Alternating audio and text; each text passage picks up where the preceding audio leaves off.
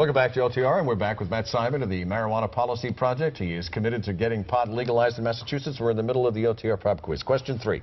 According to Mass General laws, what is the punishment for having more than 1 ounce of marijuana in your possession?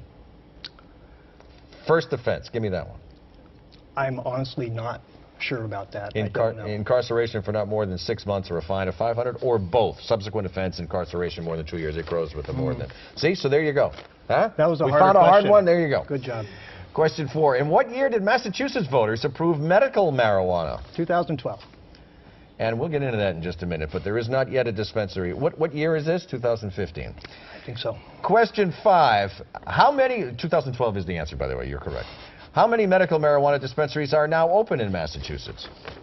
That one, unfortunately, is easy as well. The answer is 0. Yeah, I knew you knew the answer to that. So continue. You're not too bad. That was very good. You're now off the hot seat, but I only back got on the hot 80%. seat. That's a all B right. minus, right? I'll tell you what, if Hanley Ramirez get 80% of the time, the Red Sox wouldn't be in last place. So speaking of medical marijuana, since there are none open, it was approved, as you pointed out, 3 years ago. What sort of gives you the confidence that that even if marijuana is legalized here in Massachusetts, that the state will implement it efficiently?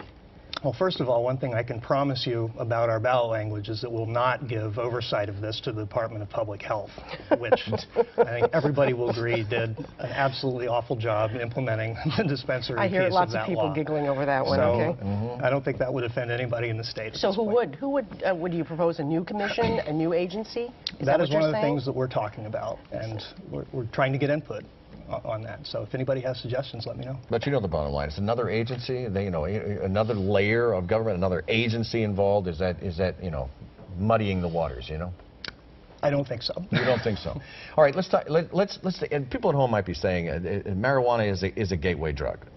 Many people perhaps believe that.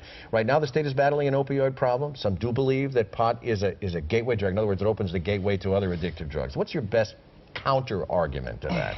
Well, I think one very important argument is that most marijuana users never move on to try hard drugs. If it's truly a gateway, it's not a very effective gateway. There's a much more... When you say most, do you have a percentage or anything? I'm not sure what it is in Massachusetts, but it's a tiny fraction. I mean, it's... Nationally? Yeah, nationally. And additionally to that, if there is a gateway, is it the fact that smoking marijuana makes you want to try heroin, or is it the fact that buying marijuana from the illicit market exposes you to hard drugs? And we would argue that separating the marijuana market, I mean, nobody goes to a liquor store and gets turned on to cocaine or heroin. If we're trying to put marijuana behind a counter where adults who are 21 can come in and buy marijuana only in marijuana only stores, and that's going to keep a lot of people from being exposed to hard drugs. We think that's a very important part of this discussion. You talk a lot about moving marijuana from the heroin sort of image to the alcohol image. Would you suggest that marijuana be sold in stores that sell alcohol?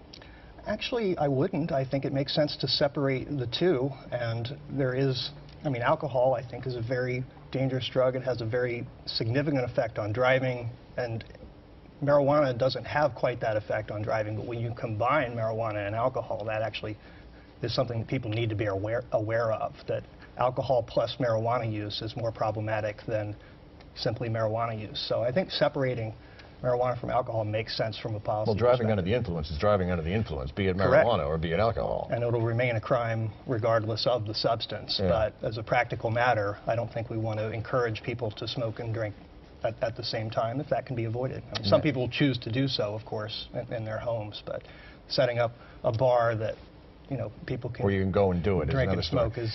I appreciate you joining us this morning. Our thanks to Matt Simon of the Marijuana Policy Project. Coming up on OTR, Ted Reinstein. And what do you think about this?